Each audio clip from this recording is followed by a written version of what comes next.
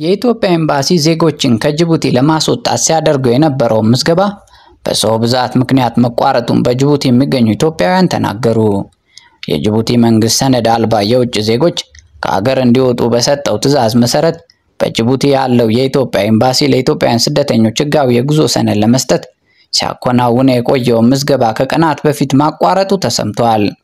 ስደተኞቹ ከጅቡቲ የመውጫ ቀነ ገደቡ ከማለቁ በፊት ለከፍተኛ ጭንቀት ተዳርገናል፣ የኢትዮጵያ መንግስት ይድረስልን ሲሉ በድጋሚ ተማጽነዋል። አስተያየታቸውን ለቲግቫ ኢትዮጵያ የሰጡ አስተያየት ሰጪዎች የሚከተለውን ብለዋል። ከአስተያየት ሰጪዎቹ መካከል አቶ መሐመድ ያዮ ጀዋር የተባሉት አስተያየት ሰጪ እንዲህ ሲሉ ይናገራሉ። ምዝገባው ከሐሙስ ዕለት ጀምሮ ተቋርጧል። መጀመሪያ መታችሁ ተመዝገቡ ተባለ። ህዝቡ እንደዛ በብዛት ይመጣል ብሎ አልጠበቁም መሰለኝ። ህዝቡ ግን ግልብጥ ብሎ ለመመዝገብ ሲሄድ ከአቅማቸው በላይ ሆነ። ህዝቡ በብዛት ሲሄድ በአግባቡ አይመዘግቡም። ከዛም በራቸውን ዘጉ። ህዝቡ ደግሞ ኑ ተመዝገቡ ካላችሁም በኋላ ለምን ትዘጉብናላችሁ ብሎ ተናደደ። በመሃል አንዳንድ ሰዎች መረበሽ ጀመሩ። የሀገሪቱ የጸጥታ ኃይሎችም ህዝቡ እንዲበተን አደረጉ። ምዝገባውም ተቋረጠ። አቶ ኑሩ አስፋው የተባሉ አስተያየት ሰጪ ደግሞ እንደዚህ ሲሉ ይናገራሉ። የኤምባሲው ምዝገባ ቆሟል። መጀመሪያ ህዝቡ መጠን የሚመጣ ስላልመሰላቸው ትንሽ መዝጋቢዎችን ያዘጋጁት፣ ግን ህዝቡ እንዴት ግልብጥ ብሎ ሄደ። ተመዝግቦ የለፍ ወረቀቱን ይዞ ለመውጣት ህዝቡ ሲበዛባቸው ቆዩን አንመዘግብም ማለት ጀመሩ።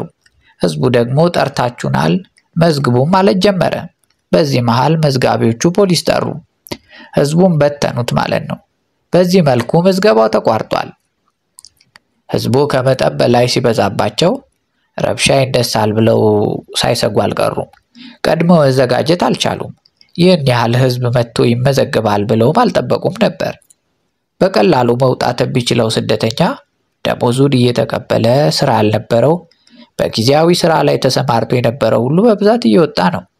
መውጣት የቻለው እየወጣ ነው። ያልወጣ ነው ጉዳያችንን ቋይተን ወጣለን አንወጣም አላለም።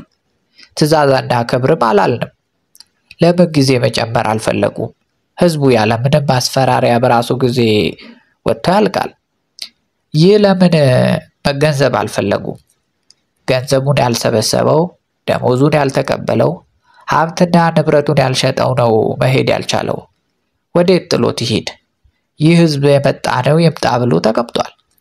ንብረቴን ጥዬ አልሄድም፣ ለዘራፊም ጥዬ አልወጣም እያለ ነው። ዘራፊ ደግሞ አሰፍስፎ የሰውን ንብረት ለመዝረፍ እየጠበቀ ነው ያለው። በኤምባሲ በኩል ምንም አይነት የመጽናኛ ቃላት እንኳን እየሰማን አይደለም። እንዴት አንድ ሰው ወጥቶ የሆነ ነገር አይልም? እንዴት አቅጣጫ አይሰጥም? ይህንን እንጠብቅ ነበር ከኤምባሲው። አሁን የመጨረሻ ቀን በመሆኑ ያፍሱናል እያለ ህዝቡ እንቅልፍ አጥቷል። ቢያንስ እንረዳሃለን፣ ጥያቄ ልክ ነው፣ የለፋበትና የደከምክበትን ንብረትና ሀብት እንደዋዛ ጥዬ አልወጣም ማለት ተገቢ ነው። እንዴት አይሉትም?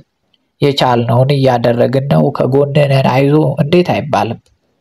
ኤምባሲው ንብረትን ቆፍረው ቅበር እንኳን ቢለን ደስ ይለን ነበር። ዝም ማለት የጅቡቲ መንግስት እድል ካልሰጠን፣ የእኛም ኤምባሲ ካላጽናናን እኛ ምን እንሁን? ያሳዝናል በእውነት።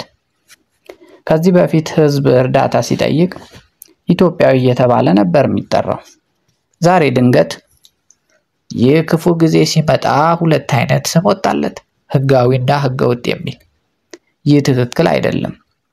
የኢትዮጵያ ሚዲያዎችም ድምጽ እንዲሆኑን መልእክታችንን አስተላልፉልን ባካችሁ ብለው ለቲግቫ ኢትዮጵያ ተናግረዋል።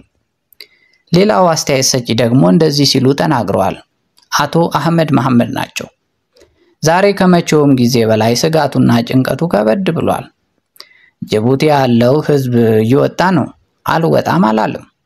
ደሞዙን የወሰደ መሳፈሪያ ያገኘ ሰው እቃውን እየተቀለለ እየወጣ ነው ያለው። ግን ይህ ህዝብ ብዛት ያለው ነው። በአንድ ቀን በሁለት ቀን ወጥቶ የሚያልቅ አይደለም።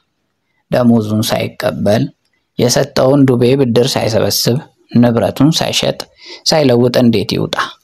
የኛ ኤምባሲ ለዚህ ህዝብ ትንሽ ቀን ማስጨመር እንዴት ተሳነው? የኢትዮጵያ ህዝብ እንዴት በሄደበት ሁሉ እንግልት ስቃይና ለቅሶ ጣፈንታው ይሆናል። ይህንን ድምጻችንን ለሚከተለው አካል እንድታስተላልፉልን እንለምናችኋለን።